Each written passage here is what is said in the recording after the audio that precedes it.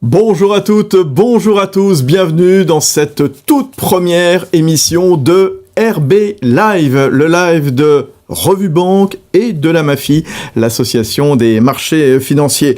Alors si vous aviez aimé autrefois le forum des auteurs dans l'amphithéâtre de Revue Banque, vous allez encore plus adorer le RB Live, ce live qu'on vous propose pendant 1h30. C'est une émission tout en direct que vous pouvez suivre sur les réseaux de Revue Banque, de la MAFI, sur le site internet, et puis que vous pourrez revoir évidemment en replay. Alors c'est une première émission à l'occasion de la publication de ce supplément passionnant de Revue Banque, l'investissement à long terme, un enjeu pour l'Europe, pour l'avenir de l'Europe. Et vous savez qu'on va beaucoup parler d'Europe. C'était encore il y a 3 jours, les élections européennes. Une Europe qui est confrontée à des défis tous azimuts, qui s'entrechoquent et à prendre en compte simultanément, bien sûr, la décarbonation, l'IA, sa défense, la baisse de la démographie, le ralentissement de la croissance, la productivité en baisse, les tensions fiscales, la dette, la quête de souveraineté. Ouais, des enjeux nombreux, des enjeux coûteux également, indispensables pour ne pas rester au bord du chemin. Alors, comment les financer ? N'oublions pas le rôle fondamental de l'investissement de long terme. Oui, mais comment l'entraîner ? Comment le doper ? Il y a beaucoup de questions pendant cette heure et demie. On va vous l'expliquer. On verra que l'épargne abondante, pourtant, elle n'est pas assez canalisée vers l'économie de l'Europe. Alors, comment inverser le mouvement ? Est-ce qu'on va réussir à pivoter d'un modèle bancaire vers un modèle de financement par les marchés ? Oui. Financer par exemple la titrisation, prendre une créance, la transformer en titre financier, est-ce que c'est une piste aussi ? Et puis à l'heure des grandes transitions, faire aboutir la fameuse UMC, l'Union des marchés de capitaux. Est-ce que ça pourrait constituer un formidable levier de financement de l'UE ? Oui, on va suivre évidemment ce qui va se passer suite à comment les Européens, les Européennes ont voté donc dimanche dernier. Peut-être ce sera l'un des prochains sujets de la mandature, on verra. Bref, beaucoup de sujets. L'investissement à long terme, un enjeu pour l'avenir de l'Europe. Voilà, ça va être passionnant, vous allez pouvoir encore entendre les meilleurs. Je vais vous présenter. Rendez-vous avec Stéphane Giordano. Bonjour Stéphane. Bonjour Fabrice. Stéphane Giordano, qui est président de l'AMAFI, l'association des marchés financiers, partenaire de ce RB Live, je le disais. Sylvie Guyoni. Bonjour Sylvie. Bonjour Fabrice. Sylvie Guyoni, directrice des activités éditoriales de Revue Banque, c'est elle qui a piloté l'intégralité de ce supplément qui est extrêmement brillant. Allez-y, allez le regarder. Philippe Wechter, bonjour. Bonjour Fabrice. Philippe Wechter, chef économiste recherche économique d'Ostrom Asset Management. Et à vos côtés, il y a Marc Lefebvre. Bonjour Marc. Bonjour Fabrice. Marc Lefebvre, président de la Place des investisseurs. C'est l'ancienne fédération française des clubs d'investissement. Et puis, parallèlement, vous avez une petite activité, puisque vous êtes directeur Europe de l'Ouest de Scope. Voilà, donc, grosse activité, évidemment, c'est une façon de dire. Et puis, vous aurez la parole, bien sûr. Regardez, j'ai une tablette avec déjà quelques questions qui y sont arrivées, justement, voilà, un petit peu en précurseur de cette thématique sur l'investissement à long terme. Je vous donnerai la parole régulièrement dans cette émission. Allez-y, ne vous privez pas. J'aurais juste, avant Philippe, Marc, Sylvie, Stéphane, avant qu'on rentre vraiment dans le cœur du sujet sur l'investissement de long terme, un mot quand même. Parce qu'on est en live, il y a une actualité quand même extrêmement chaude. Voilà, on est mercredi matin, dimanche, les Européens ont voté dans les 27 pays européens. Le bloc central conserve la majorité. Et puis il y a cette dimension particulière qui touche la France, évidemment, après l'annonce de la dissolution de l'Assemblée nationale faite par le chef de l'État, à la grande surprise générale dimanche, qui commence un petit peu à énerver, et notamment sur les marchés. Tiens Stéphane, commentaire à la fois sur l'un et sur l'autre, qu'est-ce qu'on peut dire ? Au niveau européen, le vote de dimanche ne semble pas remettre en cause fondamentalement les grandes dynamiques qui étaient enclenchées, et notamment le consensus autour de la nécessité d'avancer sur un certain nombre de sujets, dont le sujet financier, et de considérer le sujet financier comme une des dimensions de l'autonomie européenne, avec la nécessité notamment de développer l'investissement à long terme au niveau européen.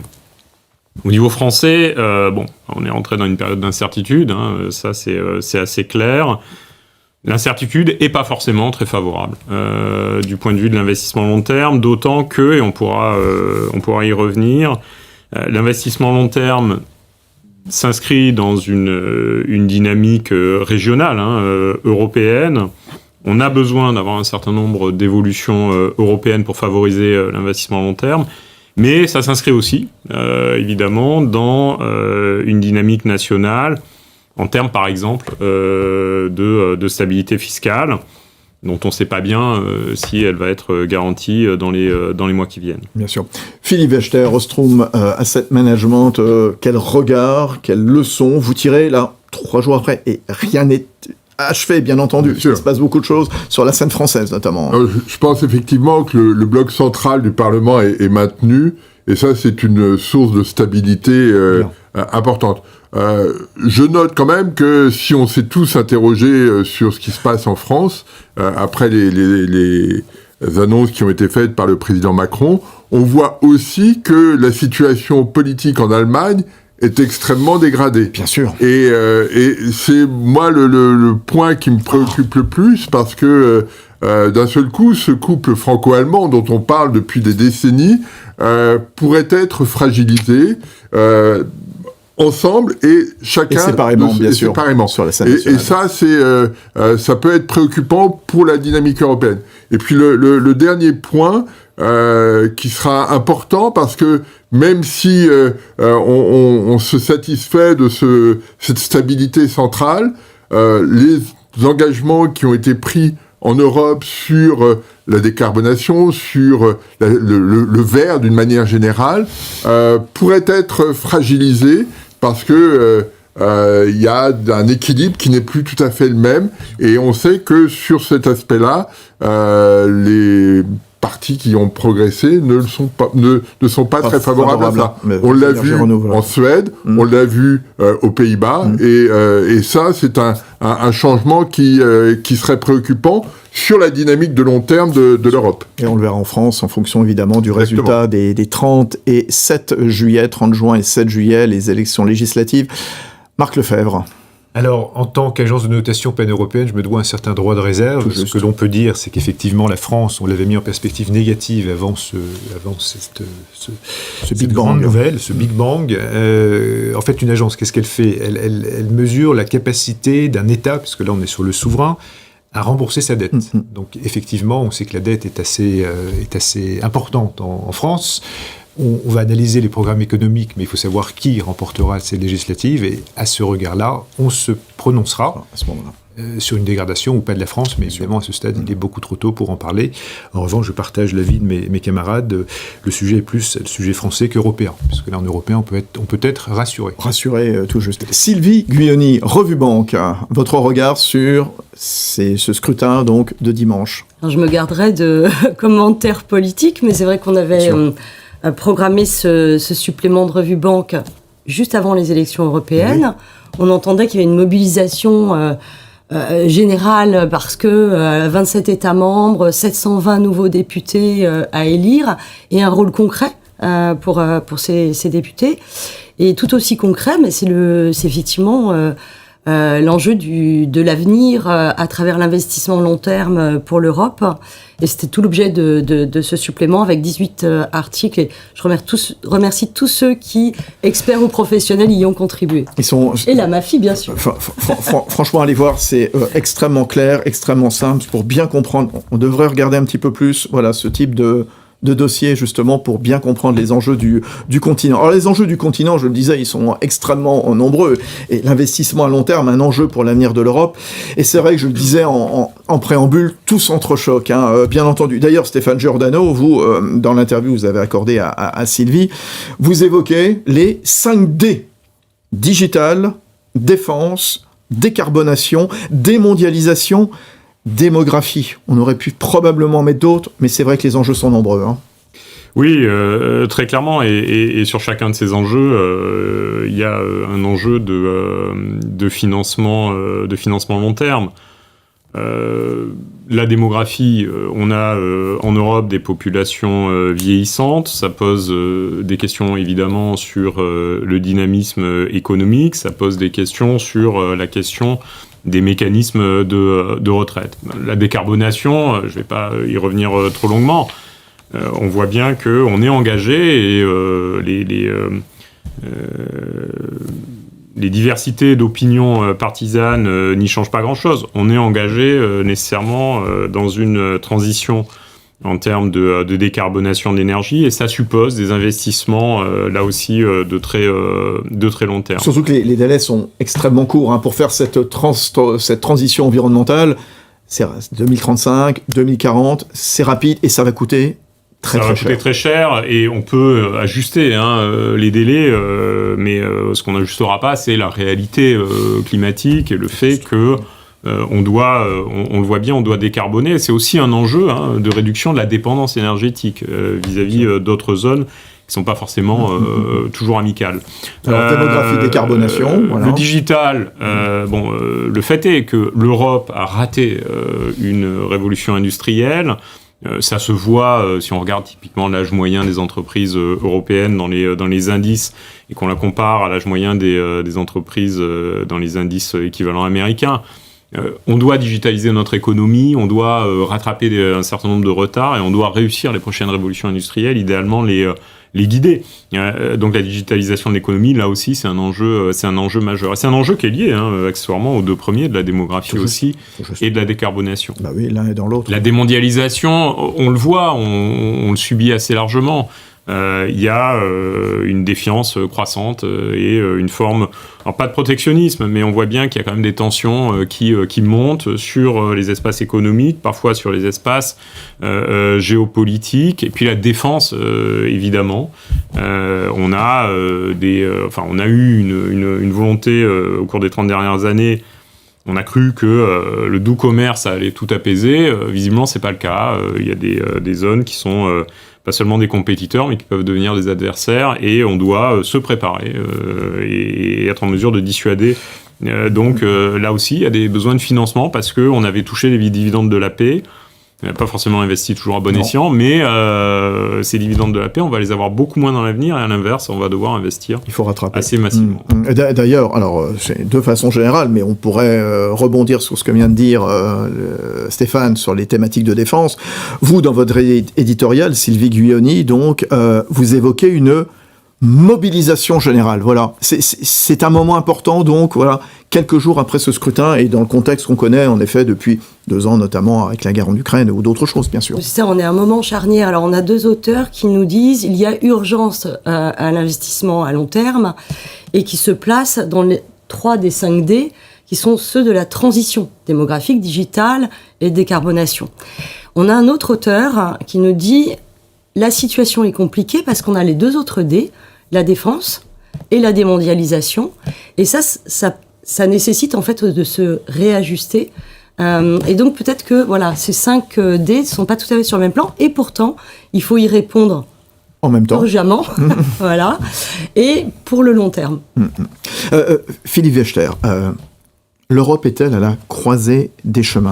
On a vu les enjeux, ils sont extrêmement nombreux, il y en a probablement d'autres aussi.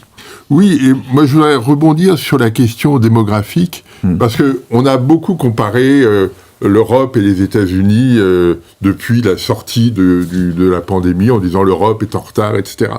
Il y a un point quand même qui est important quand on fait la comparaison, c'est que les frontières américaines ont été très ouvertes. Il y a eu des flux de population considérables en 2022-2023 aux États-Unis qui ont permis d'alimenter l'appareil productif, qui ont permis de solvabiliser la demande, et donc il y a eu une dynamique assez vertueuse qui a pu être observée, qu'on n'a pas eu en Europe. Et donc la question, on parlait tout à l'heure des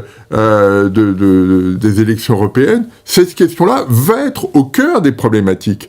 On le voit en Italie, on le voit en Allemagne, on le voit en France aussi, et dans d'autres pays. Et cette question-là va être majeure, parce que si on ne dessert pas la contrainte démographique, on est dans une population active qui vieillit, et qui pose problème. On le voit d'ailleurs sur un point très simple, en Allemagne, l'économie a été en récession en 2023, Mais pour autant, les entreprises ont continué ont maintenu l'emploi et ont continué d'embaucher. Parce que elles ne sont pas sûres de pouvoir retrouver tous les employés qu'elles souhaiteraient, tous les salariés qu'elles souhaiteraient, si elles licencient aujourd'hui. Donc on est dans un calcul assez complexe et où on voit bien qu'il y a des intérêts à long terme de faciliter les flux migratoires pour desserrer les contraintes pour les entreprises, mais ça se heurte à des chocs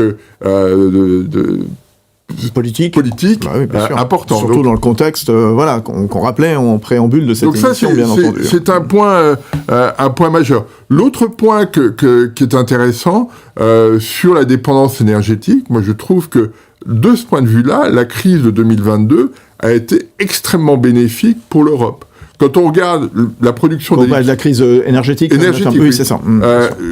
Quand on regarde la production d'électricité, on voit bien que depuis 2022, depuis le moment où le prix du gaz a atteint des sommets, tout le monde a réagi. Le poids du solaire et de l'éolien a augmenté de façon spectaculaire, et le poids du fossile pour produire de l'électricité a chuté de façon importante. Et cet aspect-là, il faut le mettre en avant parce que c'est une spécificité européenne qu'on ne retrouve ni aux États-Unis ni en Chine. Et donc dans le cadrage global avec ces trois grandes zones, États-Unis, Chine, Europe, l'Europe a un avantage significatif.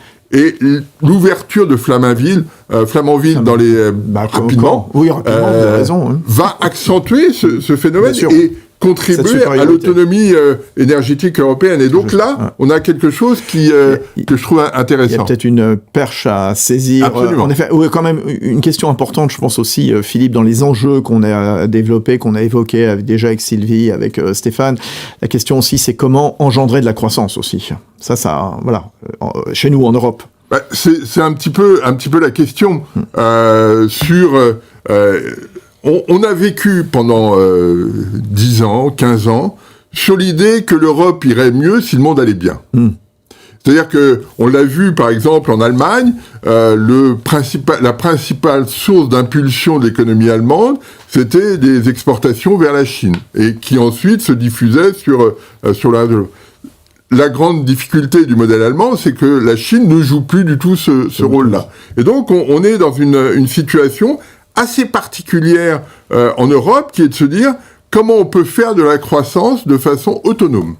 Et c'est une des difficultés qu'on peut voir, parce que on voit bien, c'est ce que soulignait Stéphane tout à l'heure, on a besoin de beaucoup d'investissements sur la techno, sur la décarbonation, etc. Mais cet investissement majeur se heurte à des problématiques de court terme, où on a des questions de pouvoir d'achat, etc. Et donc, notre difficulté en Europe va être d'arbitrer entre ces deux aspects. On a tous été pénalisés sur notre pouvoir d'achat. Quel va être à quel niveau on va mettre le curseur sur ces aspects-là, contre des investissements de long terme qui vont être absolument essentiels pour que l'Europe puisse maintenir le cap de la croissance, de l'emploi, etc. Recouvrer une certaine autonomie. Juste un mot, Stéphane, puisque vous avez évoqué les enjeux financiers colossaux, justement, nécessaires pour mener toutes ces transformations. Aujourd'hui, qui finance, justement, tous ces enjeux, toutes ces transitions ?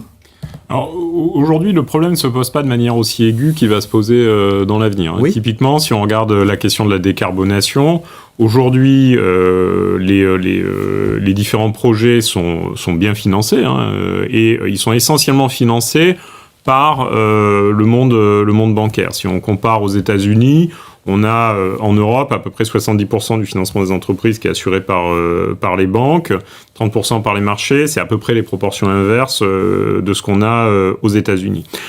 Ce qu'il ne faut pas méconnaître, c'est qu'on va avoir une montée en puissance a priori rapide et extrêmement importante des besoins de financement, et des besoins de financement de long terme particulièrement, pour lesquels on sait qu'on doit développer les marchés financiers en Europe, et qu'on doit, de manière particulière, transformer davantage notre épargne en investissement long terme, chose qu'aujourd'hui on ne fait pas. Bien sûr. Oui, alors ça pose une question toute simple, sur laquelle on va insister quand même. C'est est-ce que l'Europe n'est pas en retard ? Clairement, quand on voit justement le marché des capitaux, Marc Lefebvre, on est un petit pousset, oui ou non ? Alors c'est le bon mot, on est tout à fait le petit poussé. L'asymétrie entre le poids économique de l'Union européenne et les marchés de capitaux a de quoi surprendre. On peut revenir effectivement sur la monnaie unique, donc là au-delà de la monnaie unique, tout reste à faire. On peut parler d'harmonisation de la supervision financière, de la fiscalité, des véhicules d'investissement, des infrastructures de marché, la transparence des données. Tout ça est loin d'être abouti. Donc on souffre aujourd'hui d'une véritable fragmentation chronique du marché, plus de 20 ans après l'euro. Donc aujourd'hui, si on prend des grandes métriques, on peut dire qu'on est le petit poussé, puisque le marché action représente en Europe 50% du marché américain. Si on prend le marché obligataire, c'est 30%. Et si on prend le private equity, c'est 1/5. Donc une fois qu'on a donné ces grandes métriques, il est urgent d'agir. Parce que là, on se projette depuis le début sur l'avenir, mais il faut prendre le constat actuel. On parlait, Philippe revenait sur les enjeux importants, on peut donner le mot, de souveraineté. On a vu avec la crise, effectivement, l'importance de la souveraineté médicale, énergétique, militaire, mais il y a évidemment la souveraineté financière. D'ailleurs, j'en profite pour dire que si Scope s'est créé, c'est justement, en tant qu'agence pan-européenne, pour lutter contre l'hégémonie et l'oligopole que représentent les agences américaines. Vous me disiez, juste avant de rentrer dans ce studio, Marc, et c'est vrai que je n'avais pas forcément les dates en tête, les agences de notation, les grandes agences de notation américaines, enfin anglo-saxonnes, Standard & Poor's et puis Moody's, datent du 19e siècle. Tout à fait, 1860, c'est la conquête de l'Ouest, alors que Fitch est beaucoup plus récent. Les trains, Fitch est beaucoup plus récent. C'est de Guyané ? Oui, mais c'est vrai qu'on parle de petits poussés, mais l'Europe c'est tout jeune. On a peut-être plus de 30 ans de marché unique, 25 ans de circulation de l'euro, et on a un projet qui s'appelle l'Union des marchés de capitaux, qui somme toute n'a que 10 ans.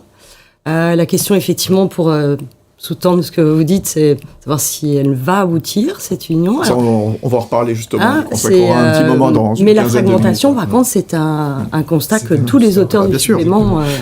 Et peut-être pour reprendre ce que disait Stéphane, sans mettre le doigt sur le mot, c'est cette notion de désintermédiation du financement. On sait que cette désintermédiation, elle va augmenter. Et c'est très bien de faire le parallèle avec les États-Unis, 30-70, 70-30, comme tu disais. On n'est pas en train de dire qu'on va passer au niveau américain 70%, mais évidemment, ça va augmenter. Sûr. Et on doit justement accompagner cette croissance. Philippe, clairement, là je vais redonner d'autres chiffres. Les chiffres de Marc Lefebvre de la place des investisseurs étaient vraiment très nets. Voilà, le marché action de l'Union européenne pèse moins de la moitié de celui des États-Unis et son marché obligataire un tiers seulement. Voilà, l'Europe elle est très en retard par rapport aux États-Unis, par rapport à l'Asie. Son poids dans le marché global des capitaux est passé de 18% en 2006 à 10% en 2022. Voilà, alors qu'on le rappelle, la part des États-Unis c'est proche de 50%. Oui, il y a une vraie question qui est posée autour de ça, et je souscris tout à fait à ce qui vient d'être dit. Alors là-dessus, je pense qu'il y a un point de réflexion à avoir sur cette question, parce que on évoque l'union des marchés de capitaux, mais il faut aller un petit peu plus loin que ça.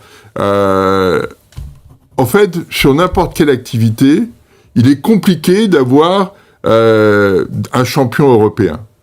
Et donc, on n'a pas la capacité de pouvoir s'étendre sur un marché très vite. On peut prendre un exemple tout simple. Vous prenez Taylor Swift, elle sort un disque, elle a 500 millions de personnes immédiatement qui sont prêts à acheter le disque ou une place pour le concert. Vous prenez un chanteur français, il a la France et le Luxembourg. Et donc, la capacité à intervenir, la capacité à disposer de réserves et de possibilités d'innovation derrière sont beaucoup plus faibles. Et en Europe, on souffre depuis très longtemps de cette incapacité à pouvoir se financer et à pouvoir s'installer en Europe comme on le souhaite. Quand on est à New York, on s'installe à Chicago ou à Los Angeles sans difficulté. quand on est à Paris, aller s'installer à Berlin ou à Rome, c'est toujours compliqué. On peut vendre des produits là-bas, mais c'est très compliqué. Et sur le plan financier, on voit bien la difficulté, c'est que tout le monde passe par le Luxembourg, qui a des règles un petit peu particulières, parce que on ne sait pas faire autrement. Et ça, on le voit sur ce marché financier, mais on le voit sur tous les marchés. Et donc, on n'a pas la grande fragilité de l'Europe. Elle est là. Elle n'est pas sur le marché unique qui s'est développé, elle n'est pas sur l'euro qui s'est développé, etc.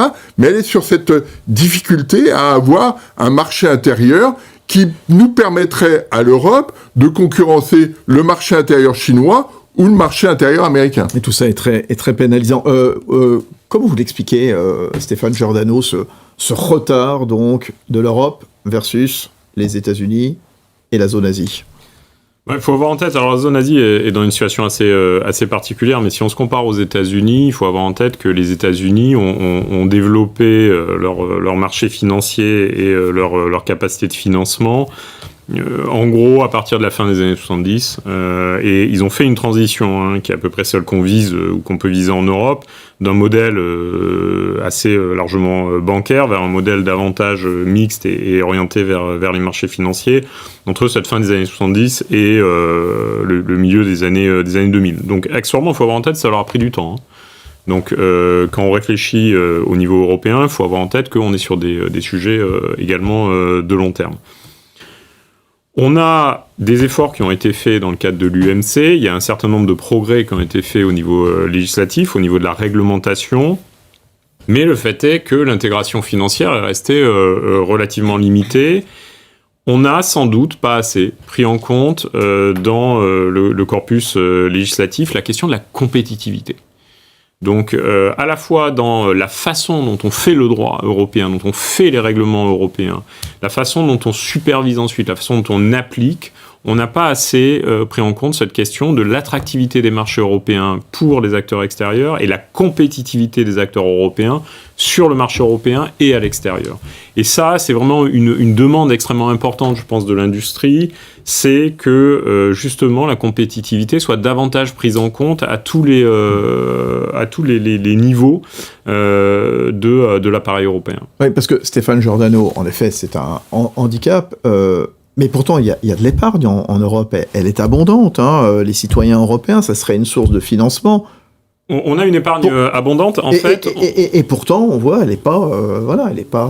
on est dans une situation, je vais être assez... je sais pas, peut-être pas très politiquement correct, mais on est dans la situation des pays les moins développés qui disposent d'une manne pétrolière. C'est-à-dire, on exporte du pétrole et on importe du kérosène pour l'aéroport.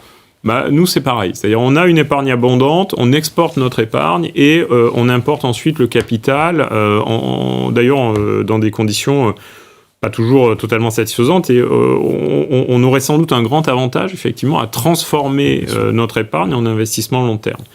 Mais tout est lié. Et aujourd'hui, l'épargne européenne, elle va d'une part sur des produits peu risqués, qui sont souvent soutenus par des incitations fiscales, on peut penser en France à tout ce qui est épargne réglementée, et pour la partie qui est mise en risque, elle se met en risque plutôt sur des actifs qui, historiquement, ont bénéficié d'un meilleur rendement, donc notamment aux États-Unis, pour certains jeunes investisseurs sur des cryptoactifs. Marc Lefebvre, rappelez-nous justement ces chiffres à la hausse. Le taux d'épargne des ménages français s'établit 18%. 18%. On est 4 points au-dessus de la moyenne pré-pandémie. C'est-à-dire on est au plus haut niveau par rapport au début des années 80. Ça, c'est effectivement 18%, c'est important. Si on revient sur le patrimoine des Français, on sait qu'il est assez déséquilibré, surtout en immobilier, aux 2 tiers et 1 tiers en épargne. Donc 6 000 d'un côté, 10 000 de l'autre. Milliards évidemment, et si on fait un zoom sur le patrimoine financier, eh bien, on voit que près de 3 700 milliards, c'est-à-dire près de 60%, plus de 60%, sont sur des sujets qui ne financent pas l'économie directement, qui vont être les sujets de taux, sécuritaire. Donc, effectivement, il est urgent d'orienter l'épargne des Françaises et des Français vers le financement de l'économie. Qu'est-ce qui se passe? J'aurai la parole juste après sur ce sujet, Sylvie, mais qu'est-ce qui se passe? C'est quoi? Il y a de la frilosité, de la méconnaissance parce que les actionnaires individuels ont une partie de la solution, quelque part. On parle souvent de la frilosité au risque. Alors, je pense que c'est plus par manque de connaissances, et c'est d'ailleurs la raison d'être de Place des investisseurs, c'est de démythifier, éduquer. On a besoin effectivement d'une plus grande éducation financière. On le voit en Europe. Les pays qui sont, par exemple, sur une approche de retraite par capitalisation sont beaucoup plus sensibles au marché. En France, on a peut-être tendance à se laisser porter. Donc il y a tous ces sujets effectivement qu'il faut prendre en main. Et c'est comme ça qu'on pourra changer la situation. Si on revient sur les chiffres d'ailleurs européens des épargnants, si on repasse les frontières, là c'est 35 000 milliards. Donc c'est extrêmement conséquent. C'est 2 fois le PIB de l'Union européenne. Donc c'est ça, effectivement, qu'il est important d'orienter. Si on prend quelques pourcents de cette somme, on va y arriver. Mais encore faut-il y arriver. Il faut rendre les investisseurs heureux, fiers, donc... Heureux, fiers et surtout aguerris et prêts et qui comprennent beaucoup mieux ce qui se passe. Sylvie Guyoni. On a plusieurs articles là, sur l'épargne, aussi bien en France qu'en Europe. Supplément, l'investissement à long terme, un enjeu pour l'avenir de l'Europe. Et on voit dans un de ces articles que 58% du patrimoine est constitué en Europe, on ne parle pas de la France, et non financier. Bon, donc... Une fois qu'on a dit ça, on a rappelé là le taux d'épargne. Et puis, si on se projette sur le long terme, l'assurance vie, par exemple, va entrer dans les produits financiers si on est sur de l'unité de compte. Si on est sur un fonds euro, c'est pas placé comme tel. Après, en France, effectivement, on a l'épargne réglementée. Alors, ce qui est intéressant par rapport à aversion au risque ou question d'éducation financière, on voit dans un de ces articles que 46% des Français ne savent pas à quoi sert l'argent qui est sur le livret A, le LDD, le LEP, si ce n'est qu'ils ont une notion qu'il y a du logement social derrière, mais c'est à peu près tout. Donc, le terrain aujourd'hui, Philippe Wechter, il est favorable ou pas à cette réorientation qu'on souhaite, qu'on appelle de tous nos voeux, là? Je pense que c'est un peu plus compliqué. Je voudrais revenir sur cette idée, pourquoi on a du retard en Europe. Moi, je me souviens, étudiant, on lisait les gros rapports de Vivien Lévy-Gerbois, du commissariat général du plan à l'époque, sur l'économie d'endettement, celle de l'Europe, versus l'économie des marchés financiers, celle des États-Unis. Et à cette époque-là, on trouvait que l'économie d'endettement, celle qu'on développait via le secteur bancaire, était probablement plus efficace. Donc aujourd'hui, on considère que c'est peut-être pas le cas. Mais pendant très longtemps, on a considéré que cette économie d'endettement permettait d'alimenter des champions nationaux. Et ça, je trouve que c'est un point sur lequel on doit revenir sur cette problématique. C'est que, globalement, le marché bancaire, même si l'euro existe depuis 1999, le marché bancaire est encore très national. Et donc, on a un actif qui est très volatile, qui est très fluide, et pour autant, les banques sont très nationales. Vous regardez la France. Donc là, il y a une problématique. Et donc, il y a une psychologie aussi à changer de façon importante. Après, se posent d'autres questions. Parce que aux États-Unis, quand vous regardez le poids de l'immobilier dans le patrimoine des ménages, c'est aussi considérable. C'est pas les ménages américains ne sont pas non plus tous à avoir des actions dans tous les sens. Donc, il y a une problématique de perception qu'on peut avoir de ce que ça peut générer. Et puis l'autre point quand même auquel on doit être sensible en Europe, c'est que, et en France en particulier, c'est le poids de la répartition dans les systèmes de retraite. Parce que on est, si vous me permettez le terme, un peu englué dans cette dynamique-là. Et donc la question de dire la capitalisation ce serait mieux, peut-être, je sais pas, mais vous ne pouvez pas sortir de la répartition aussi facilement que ça. Donc il y a une situation où on a besoin d'un Big Bang sur ces problématiques-là. On revient sur ces questions politiques et ces blocages que vous évoquiez tout à l'heure. Et on est forcément sur des questions politiques, sur des questions culturelles, sur des situations qu'on a bâties depuis 60 ans en Europe. Et ça va pas s'arranger, je pense. Marc Lefebvre, la place des investisseurs. Important, culturel et ADN. Regardez ce qui se passe en bourse, qui a piloté les activités listing pendant 10 ans d'Euronext. On sait qu'il y a 20... Qu'est-ce que c'est en fait un pays? C'est un drapeau et une bourse, ce que j'avais l'habitude de dire. Mais c'est vrai que faire fusionner des bourses, même si Euronext arrive maintenant à rassembler 7 bourses, c'est extrêmement compliqué. Parce que là, on touche effectivement à des sujets, à un ADN national qui est extrêmement compliqué. Prenons l'équivalent aux États-Unis, c'est 2 bourses, bientôt une 3e apparemment qui va se créer, donc le NYSE et le Nasdaq. Et la 3e, ce serait quoi? Pardon. Alors ce serait autour de la Californie une certaine volonté de créer un nouveau pool de liquidités. Bon, on verra si ça a lieu ou pas. Et par contre sur la suite de la chaîne, clearing, règlement, livraison, il n'y a qu'une entité.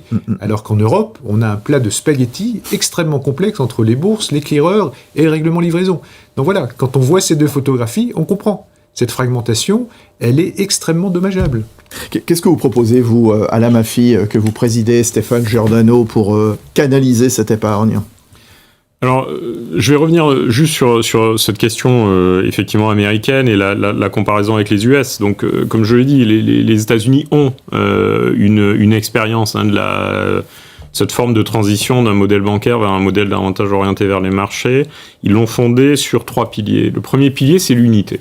L'unité, elle est historique chez eux. Elle est à Hamilton. Bon. On n'a pas, et on n'aura pas à très court terme, et même dans un futur prévisible, un tel niveau d'unité en Europe. Donc il faut essayer d'avancer sur les éléments d'unité où on peut essayer d'avancer. C'est des éléments de supervision. Comment est-ce qu'on essaie de superviser de manière plus uniforme, parfois plus unifiée, les grands acteurs financiers européens? Comment est-ce qu'on peut essayer, dans un certain nombre de cas, de favoriser l'émergence de champions européens sur l'infrastructure de trading et de post-trade, donc tout ce qui est chambre de compensation, dépositaires centraux, comment est-ce qu'on peut essayer d'unifier les choses là encore? Donc il y a un certain nombre de chantiers. On a déjà l'euro, mais il faut aller au-delà, le rôle international de l'euro. Le deuxième pilier de la transformation américaine, ça a été la titrisation. Et la titrisation a un rôle extrêmement important pour fluidifier les actifs bancaires et permettre en fait aux banques de jouer un rôle différent et de ne pas avoir, comme elles l'ont aujourd'hui en Europe, leur bilan largement embolisé en fait par des actifs à faible niveau de risque, mais avec une rotation extrêmement faible, ce qui est la situation actuelle en Europe. Et puis le troisième pilier américain, ça a été le développement des fonds de pension, avec 2 mouvements qui ont été initiés à partir du milieu des années 70. C'est d'une part une très forte augmentation des actifs sous gestion, une multiplication à peu près par 20 des actifs sous gestion entre le milieu des années 70 et le milieu des années 2000-2010. Et puis par ailleurs, une très forte réallocation des actifs détenus, qui était à 70% à peu près obligataires au milieu des années 70, qui sont maintenant 70% actions et alternatifs. Donc la question de l'orientation de l'épargne est extrêmement importante. Et quand on regarde l'exemple américain, on voit bien que la question des retraites là-dedans est absolument centrale. On verra les pistes tout à l'heure, mais en ce qui concerne l'Europe, l'idée c'est surtout, Stéphane, de ne pas transformer uniquement l'épargne européenne, mais aussi d'attirer de l'épargne d'ailleurs, ce qu'ont su faire les États-Unis. Exactement. C'est-à-dire que si on pense à somme nulle aux frontières de l'Union, on va changer les modalités de financement, on va changer la taille des bilans bancaires, on va désintermédier. Mais si on ne réussit pas à attirer du flux de l'extérieur, y compris par la réallocation de l'épargne qui est aujourd'hui investie, de l'épargne européenne qui est aujourd'hui investie en dehors de l'Union européenne. Hein. Mais il faut clairement qu'on ait des flux qui reviennent ou qui viennent de l'extérieur et de manière sans doute assez significative. Ça ne veut pas dire que ces flux de l'extérieur, ils vont nécessairement aller sur les actions européennes, hein, sur le capital des entreprises européennes. Mais il faut qu'ils reviennent en Europe pour libérer des sommes d'investissement qui aujourd'hui se portent par exemple sur la dette des différents pays et faire en sorte qu'on ait des masses beaucoup plus importantes qui puissent se porter sur le capital des entreprises, sur les projets en risque, pour développer notre économie dans le contexte qu'on rappelait tout à l'heure, notamment démographique, qui crée des contraintes extrêmement fortes. Tiens, justement, avant qu'on voit les piges, je vais prendre une ou deux questions, donc justement sur... c'est quoi la particularité de l'investissement de long terme, me demande-t-on, justement. Allez-y, hein, vous pouvez sur l'application, donc, au moment où vous nous suivez, il y a une petite, un petit onglet, voilà, je cherchais. Et puis on me demande également pourquoi l'investissement de long terme peut être un moteur de croissance et un instrument de relance de l'économie européenne. Qui répond donc à ces deux questions? Philippe Wechter. La question de Ostrom Asset Management. La question de l'investissement de long terme, c'est comment caler l'économie sur une trajectoire plus stable. Et à ce moment-là, vous réduisez l'incertitude, vous allongez l'horizon économique des intervenants, qu'elles soient entreprises, qu'elles soient ménages ou autres. Et donc vous avez vous avez le sentiment de connaître un petit peu mieux ce qui va se passer. Si vous avez beaucoup d'incertitudes, la seule solution que vous trouvez qui vous paraît optimale, c'est de ne rien faire.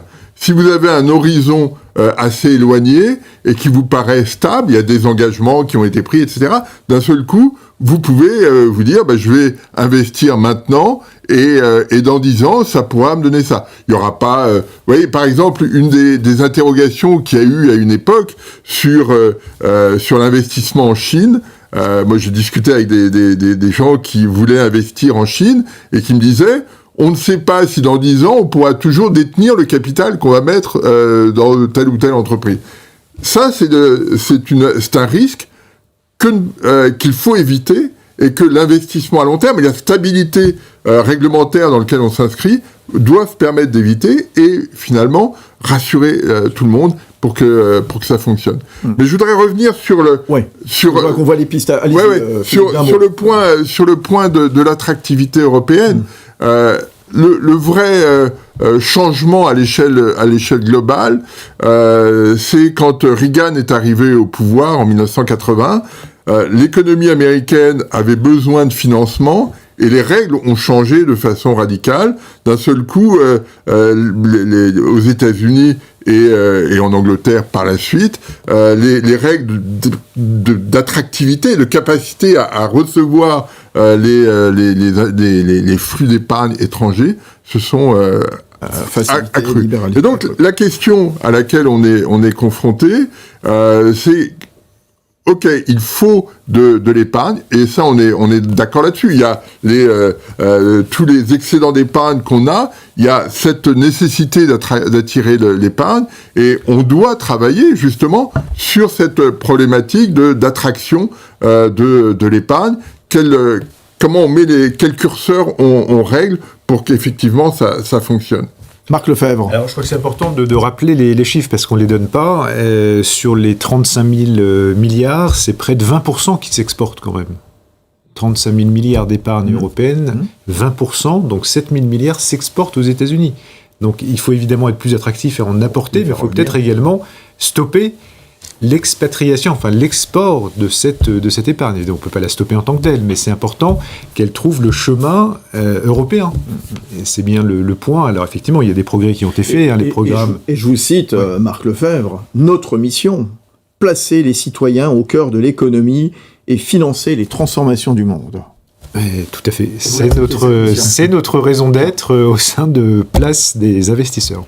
Bon, alors les pistes, hein, on va voir justement, parce qu'en effet, l'attractivité, séduire, faire revenir l'épargne, qu'est-ce qu'on fait concrètement? Alors, le 25 avril dernier, c'est Christian Noyer, gouverneur honoraire de la Banque de France, qui remettait son rapport en vue de développer les marchés de capitaux européens pour financer l'avenir. Alors, Que dit-il? Quelles sont les étapes? Stéphane Giordano, président de la MAFI.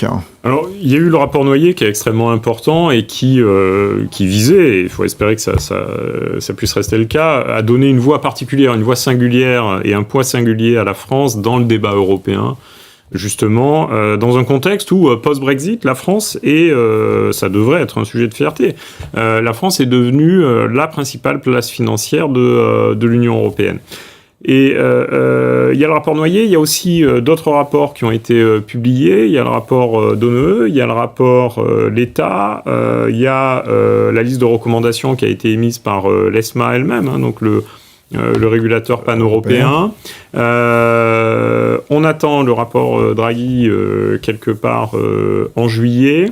Tous ces rapports convergent sur d'abord l'idée d'avoir une forme un momentum politique favorable et qu'il va falloir exploiter et transformer en actions concrètes, justement sur le développement des marchés de capitaux européens, l'unification des marchés de capitaux européens, et quelque chose qui de plus en plus est dénommé la Savings and Investment Union, donc l'union de l'épargne et de l'investissement.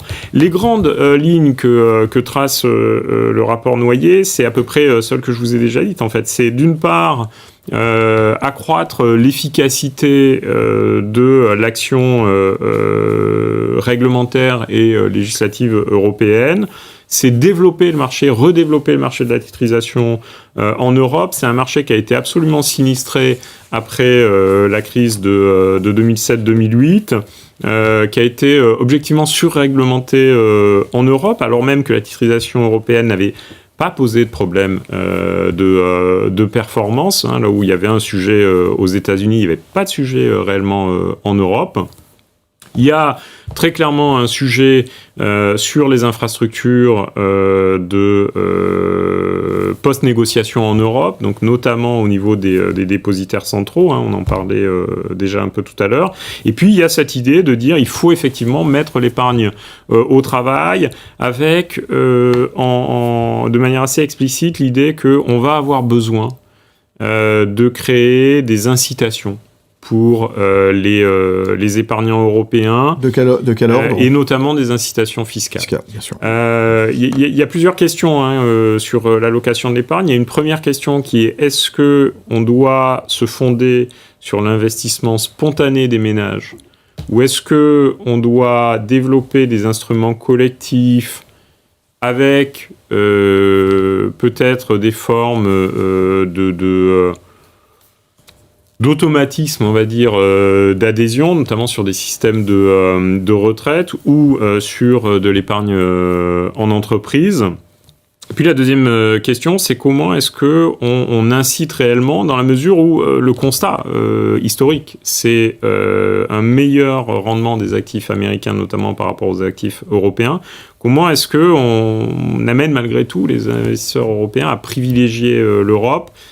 Et là, il y a une question sans doute d'incitation fiscale dans un contexte qui est compliqué parce que y a une question de volonté. Est-ce qu'il y aura toujours la volonté de donner de l'incitation fiscale en la matière? Et puis une question de capacité. Est-ce que les États européens ont suffisamment de capacité fiscale pour faire ça? Les pistes, la titrisation, donc vous en parliez, Stéphane Giordano, donc l'idée de prendre une créance, de la transformer en enjeu financier, donc au cœur donc du rapport Noyer dont on parlait il y a un instant. Est-ce que vous croyez possible de relancer cette piste une bonne fois pour toutes en Europe? Le marché de la titrisation dans l'Union européenne, il plafonne aujourd'hui à 10-12%, hein, c'est ça, je parle sous votre contrôle, Sylvie, vous avez coordonné ce supplément de revue banque. Philippe Wechter.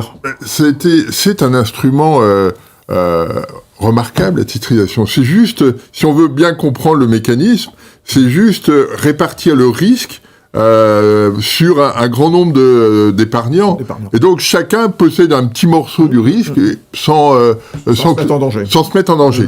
Et ça, c'est un instrument considérable parce que une grande partie des crises bancaires du passé, des crises financières, sont liées à des banques qui manquaient de capacité à s'adapter. Et la titrisation permet cela. Et l'autre point important est que effectivement, la crise financière de 2007-2008 a été une crise de la titrisation aux États-Unis, pas du tout en Europe. les taux de défaut ont été considérables aux États-Unis, ça n'a pas été le cas en Europe. Et donc, on avait mis en place tout un tas de réglementations qui ont fait que la titrisation en Europe a passé le cap. Mais, comme ça n'est plus à la mode, eh bien, et c'est dommage, parce que c'est très, très clairement un instrument de développement du secteur bancaire, du secteur financier, pour trouver des capacités à capter des opportunités. Marc Lefebvre. On transfère le risque et on libère effectivement les bilans. Donc ça va dans le bon sens. Après, peut-être, si on est un peu plus positif, il y a quand même des choses qui avancent. Si on prend les programmes d'émissions d'obligations européennes fongibles, utilisés dans les programmes SURE ou encore Next Generation, d'ailleurs que l'on note chez Scope, tout ça va dans le bon sens. On voit que quand on met collectivement une force de frappe européenne, on arrive à faire des levées 850 milliards, c'est pas négligeable. Alors en revanche, ces produits ont peut-être encore une durée de vie trop limitée pour être véritablement sur le long terme.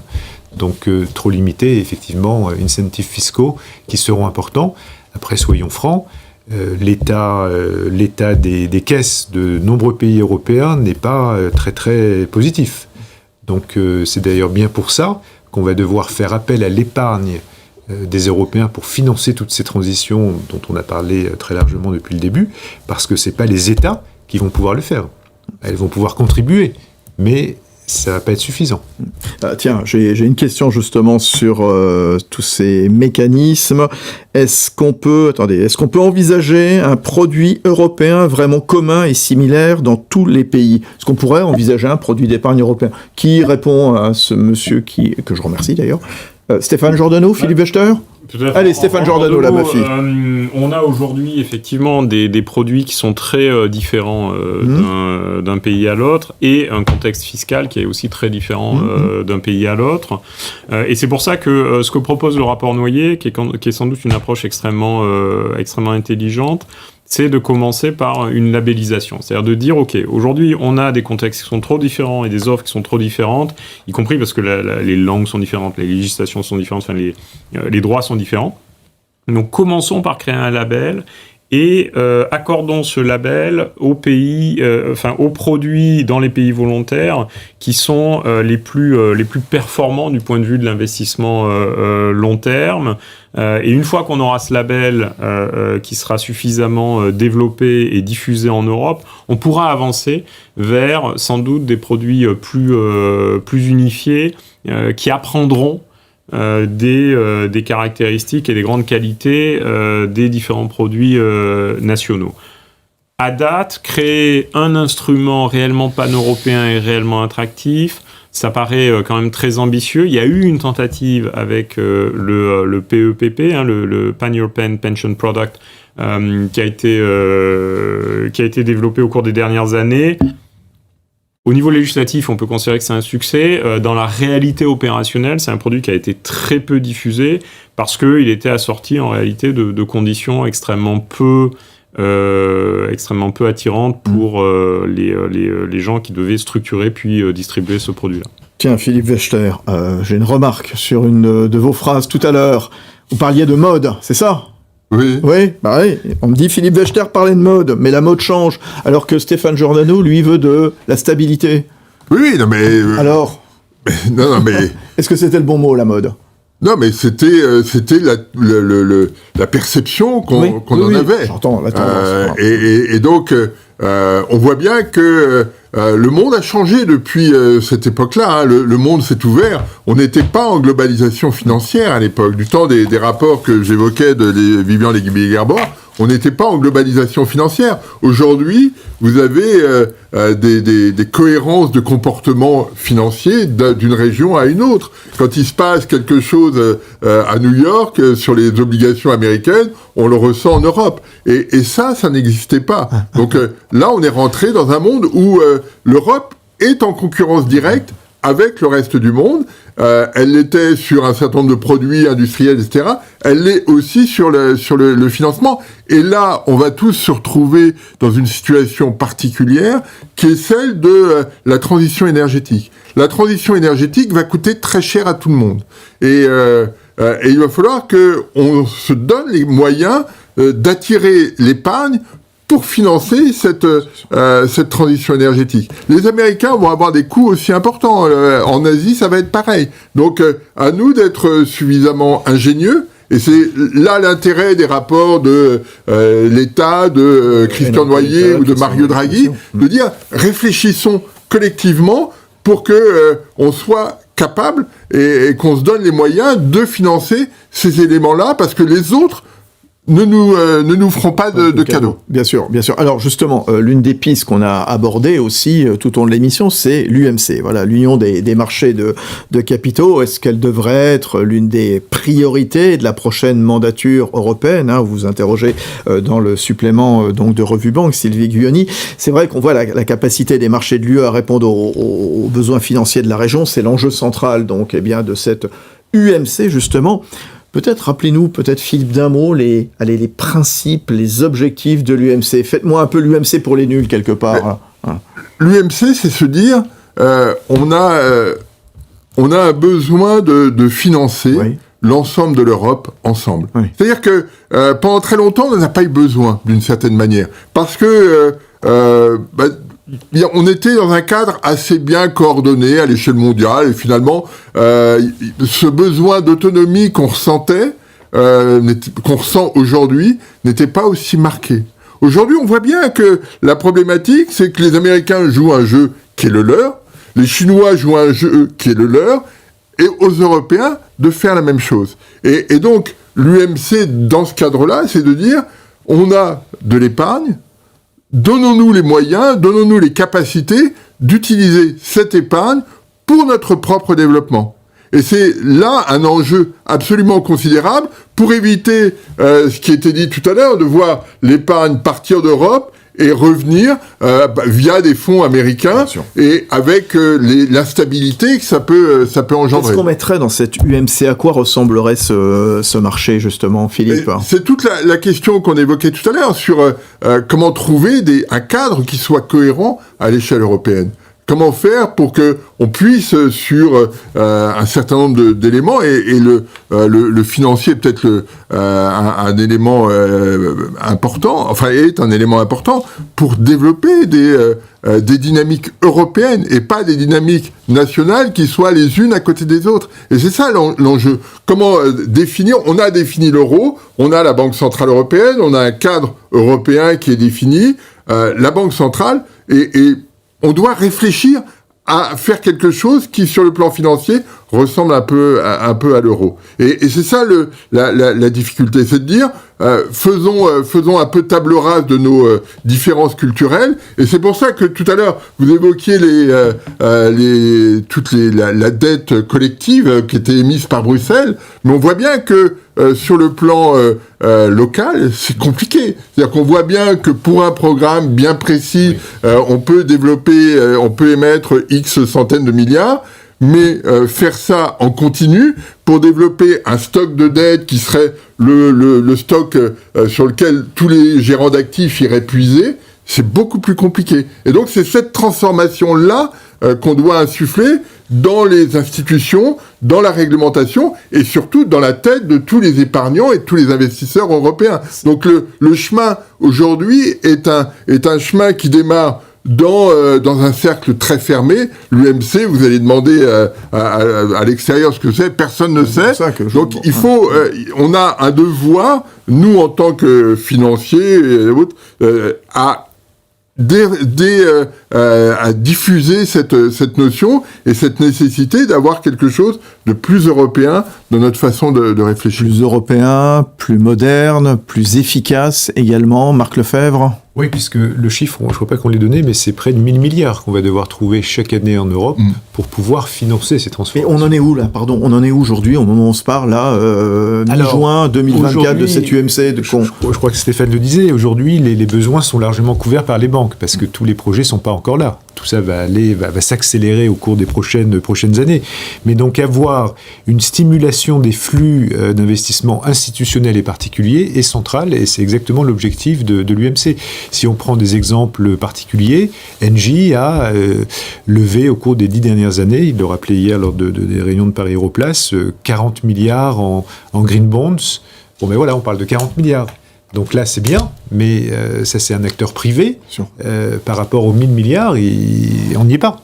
Donc, c'est bien pour ça que ça va être un mélange de public-privé, mais très largement privé, et les privés, c'est institutionnel et particulier. Oui, parce qu'il y a un gap quand même entre les marchés de capitaux européens. Je cite, c'était dans un précédent numéro, Sylvie Guyoni, vous rappeliez comment Bruno Le Maire et Christian Lindner, donc en Allemagne, avaient publié cette tribune conjointe dans le FT.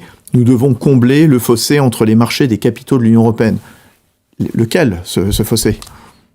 Considérable. Il est considérable. Ouais. J'ai pas le chiffre en tête. Je sais pas si voilà, mais enfin, en tout cas, c'est. Oui, Philippe. Non, mais juste pour revenir sur le coût des investissements à faire, on avait tous, c'était marqué dans le rapport Pisani-Ferry, on avait tous dans l'idée que la décarbonation et la transition, c'était 2 points de PIB par an.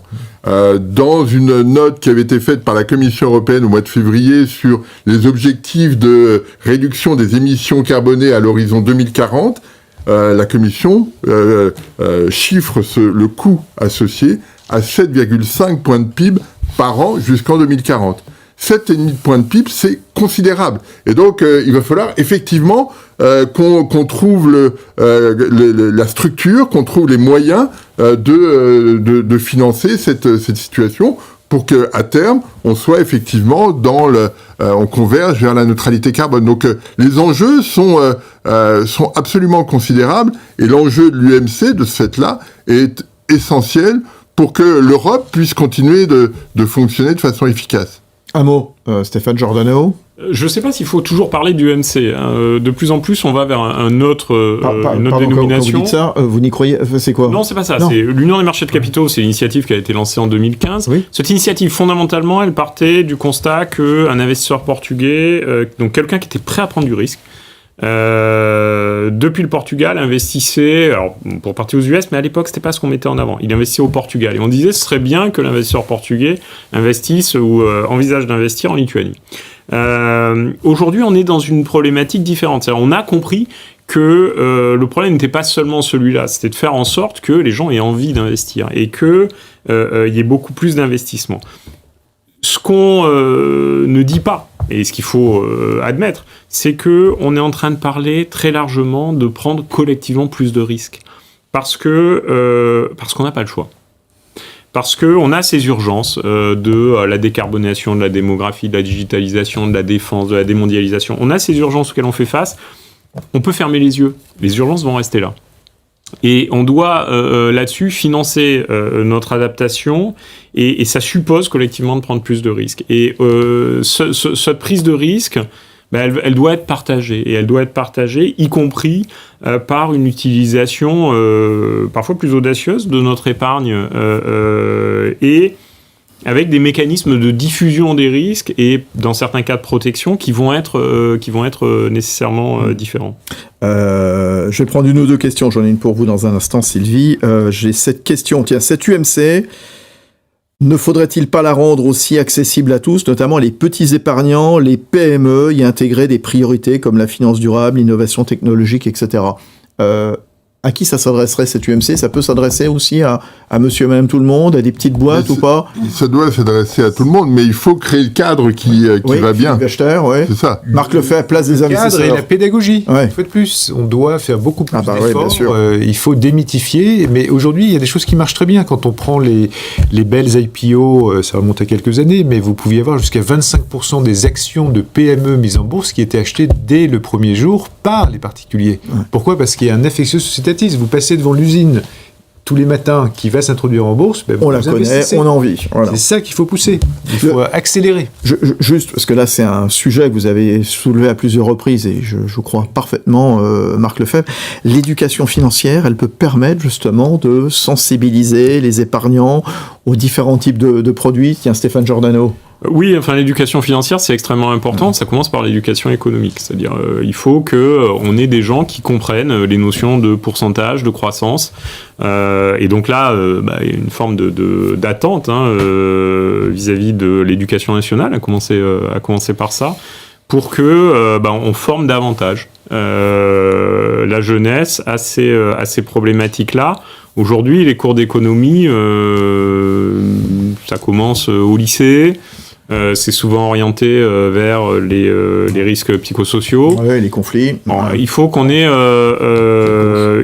un apprentissage qui soit davantage économique et qui permette aux gens de mieux comprendre les grands mécanismes qui sont à l'œuvre en matière d'économie, parce que c'est de ça dont on parle à la fin. Bien sûr. Puis c'est comment est-ce que quel est le rôle des entreprises, comment les entreprises se développent, pourquoi est-ce qu'elles ont besoin de capital, c'est quoi les risques associés, c'est quoi le continuum entre les PME et les très grandes entreprises, et c'est tout ça dont on a besoin aussi. Oui. Bon, je peux vous assurer que la France n'est pas du tout bien classée sur ces sujets-là. On a un retard considérable. Je reviens sur le propos de tout à l'heure. Les pays qui sont avec une désintermédiation du financement plus importante, ou qui ont les retraites par capitalisation dont on parlait, elles sont beaucoup plus aware, donc elles sont plus éduquées, parce qu'elles doivent l'être. Moi j'ai une proposition toute simple, c'est qu'on va distribuer dans les lycées, dans les collèges, Revue Banque, n'est-ce pas, voilà, dans les centres de documentation. Ça changera de certains journaux que je ne vais pas citer, qui ont parfois une version un peu biaisée de l'économie. Voilà, on va citer personne, bien entendu. Je vais prendre une autre question. Vous avez été nombreux à nous interpeller. Qui peut évoquer ici l'initiative Tibi comme solution ? Ah bah tiens, c'est vous, Sylvie. Si vous voulez, effectivement, Philippe Tibi nous a accordé un large entretien à Revue Banque, évidemment sur revuebanque.fr, dans son intégralité. Et ça fait écho en fait à ce que le rapport l'État et probablement Draghi peuvent dire, effectivement, associer le public au privé. Et là, on est aussi sur l'association du côté et du non-côté. Donc parce que pour l'initiative Tibi, on parle pour sa deuxième phase du financement d'entreprises qui sont on dit à l'amorçage, c'est au tout début de leur vie, jusqu'aux licornes qui vont entrer en bourse. Et donc on a un beau succès avec la première phase qui est de 2020-2021. 23, on a la deuxième phase qui se lance, qui ouvre un peu le champ. Les Allemands, par exemple, qui se disent « mais formidable, il faudrait qu'on ait la même chose ». Donc peut-être que là, effectivement, lorsque 1, 2, 3, 5 pays sont moteurs sur l'Union européenne, ça peut être intéressant. En tout cas, ce que Philippe Tibi a mis en place au sein de la France peut effectivement servir de modèle pour d'autres pays. C'est aussi aller chercher à la source des entreprises tech largement pour la première phase qui pourront devenir des champions de demain. Et lorsque on s'interroge sur la manière d'orchestrer les choses, il a réussi à convaincre des investisseurs institutionnels, donc en fait essentiellement des assureurs. Il y a suffisamment de projets. Et les projets aussi doivent être assez nombreux pour le financement. Et ça, c'est une façon, effectivement, d'orienter l'épargne. Reste quelques points parce que, effectivement, on parlait de réglementation européenne. Pour les assureurs, qui sont ces investisseurs institutionnels, la titrisation, l'investissement dans le non-coté, c'est soumis à un certain nombre de règles qui ne sont pas neutres dans la capacité à faire de leur part. Ça tombe très bien. Je vais prendre peut-être encore une ou deux questions, puis on va se quitter d'ici 5 minutes. On va conclure, bien sûr. Quel serait le rôle de l'autorité européenne des marchés financiers, l'ESMA, dont vous parliez tout à l'heure, Stéphane Giordano? Qui veut répondre à cette question qui nous est posée? Allez-y, Stéphane, président de la MAFI. Effectivement, l'ESMA, European Supervisory, Securities Market Authority, donc l'autorité européenne des marchés financiers, va avoir un rôle critique en termes de supervision. Aujourd'hui, l'ESMA et dans un rôle de superviseur des superviseurs nationaux, il est probable qu'on doit avancer vers une supervision davantage unifiée et confiée à l'ESMA dans un certain nombre de cas pour un certain nombre d'acteurs. En même temps, il faut avancer relativement prudemment dans cette voie-là parce que autant aujourd'hui il y a un consensus pour dire qu'il faut qu'on avance dans cette voie-là, autant il y a également un consensus pour dire mais pas cette ESMA-là. C'est-à-dire on ne veut pas être supervisé par cette ESMA-là. Donc l'ESMA doit aussi faire son aggiornamento.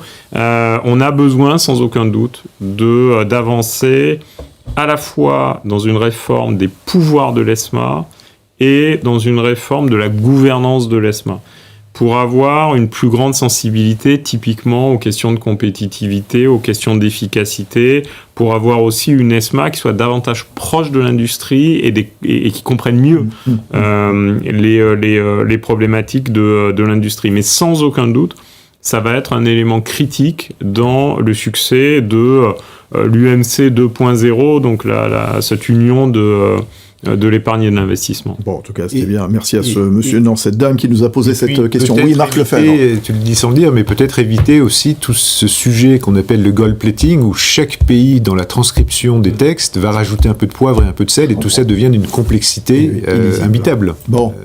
Au final, les effets attendus, justement, donc en quoi mettre l'épargne au service du financement de l'économie, en quoi construire cet investissement de long terme, ça va être bénéfique pour l'Europe. L'Europe doit créer son univers propre, écrire son histoire, clairement, Philippe Wechter. Exactement. Ouais. C'est ça le point, c'est de pas considérer que toutes les impulsions viendront du reste du monde.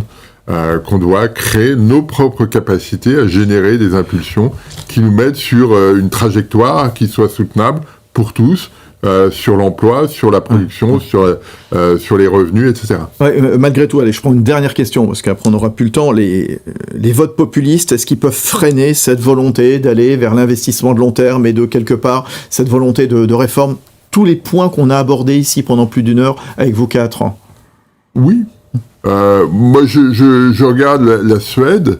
La Suède était le pays le plus avancé sur la transition énergétique. Oui. Elle freine dans tous les cas de fer. Donc, c'est un point d'interrogation fort. Les effets attendus de tout ce qu'on s'est dit, justement, ça sera quoi, Marc? C'est renforcer le rôle de l'euro, favoriser la croissance, l'intégration financière européenne, plein d'autres choses en plus. On peut donner un chiffre, on aime beaucoup les chiffres. Croissance depuis 2008 aux États-Unis 32%, en Europe 12%. Donc on serait ravis que ce soit plus le cas et que l'Europe soit avec une croissance réelle. Et là, il y a un vrai écueil pour nos politiques, pour les responsables politiques européens, c'est il faut contourner ce point, réagir trop peu et trop tard. Si on reprend les propos de Mario Draghi lorsqu'il était président de la BCE, c'est l'inaction qui induit le plus grand risque. Donc là, il est urgent d'agir maintenant. Il est urgent d'agir, l'investissement à long terme, c'est un enjeu pour l'avenir de l'Europe. Allez, l'avant-dernier mot avec vous, Sylvie Guyoni, donc. L'enjeu, c'est de lire et relire Revue Banque, voyons, et tous ces articles sur revue-banque.fr. C'est un enjeu de souveraineté aussi, voilà, c'est Stéphane Giordano. De souveraineté, et de fait, je me suis souvent référé à l'exemple américain, mais le fait est, il faut que l'Europe trouve sa voie. L'Europe a une histoire typiquement très différente de celle des États-Unis en termes de redistribution de la richesse. L'enjeu, c'est de trouver comment concilier redistribution et création de richesse, et dans la création de richesse, il n'y a aucun doute sur le fait que la question de l'investissement à long terme va être absolument critique pour effectivement trouver les voies positives pour l'avenir. Tous optimistes? Ouais. Il faut. Eh ben voilà, c'est bien. Merci à tous les quatre. Merci, voilà, c'était le premier numéro de RB Live. Voilà, cette nouvelle émission que vous propose à la fois, donc, la MAFI et Revue Banque à l'occasion de la publication de ce supplément, donc l'investissement à long terme, un enjeu pour l'avenir de l'Europe. On était très heureux de vous avoir sur ce plateau, et d'ailleurs, on pourrait retrouver, sur tous les réseaux, de Revue Banque de la Mafie. Merci Philippe Wechter, chef économiste recherche économique d'Ostrom Asset Management. À bientôt. Marc Lefebvre, président de la Place des investisseurs, l'ancienne Fédération française des clubs d'investissement, et puis directeur Europe de l'Ouest de Scope. Sylvie Guyoni, directrice des activités éditoriales à Revue Banque, et puis Stéphane Giordano, président de l'Association des marchés financiers La Mafie. À très bientôt. Je vous souhaite une belle journée.